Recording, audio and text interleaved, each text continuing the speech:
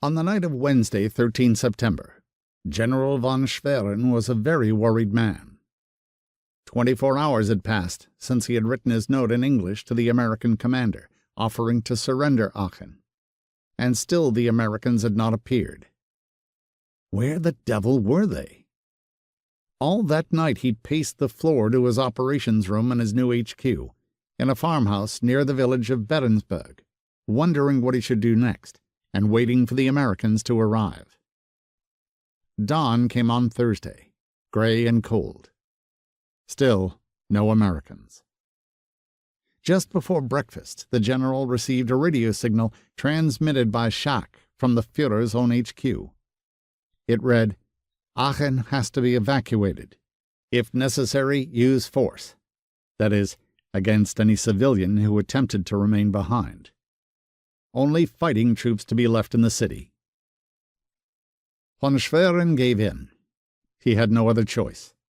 Since the attempt on his life in July, Hitler tolerated no disobedience from his generals. Rebellious generals had been slowly garroted with a piece of piano wire, and aged field marshals hung up by a butcher's hook thrust through their jaws. Sad at heart, von Schwerin rescinded his original order. The useless evacuation began once again. There was worse to come. On the morning of Friday, 15 September, Kramer, the deputy head of the emergency city administration, was arrested in his bed by the Gestapo and hurried off to prison in nearby Cologne.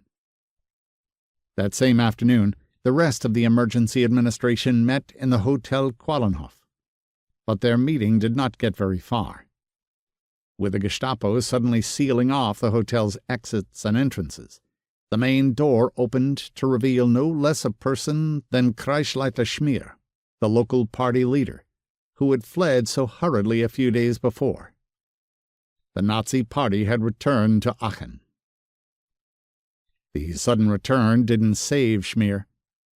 Angered by the way he had fled from Aachen, Hitler ordered that Schmier be stripped of his party office and sent to the front as an infantry private. That was the last that was heard of him. Now, special units of the storm troops, the SA Old Guard, began to flood into the city to ensure that the civilians carried out Hitler's order to evacuate it. Under the command of a fanatical Berlin SA officer named Major Zimmermann, they swiftly set the long, sad treks moving eastwards again.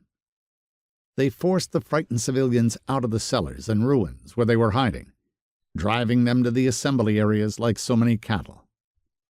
As the bombastic major announced to the emergency administration, "Only those people may remain in Aachen who have a place in the coming battle.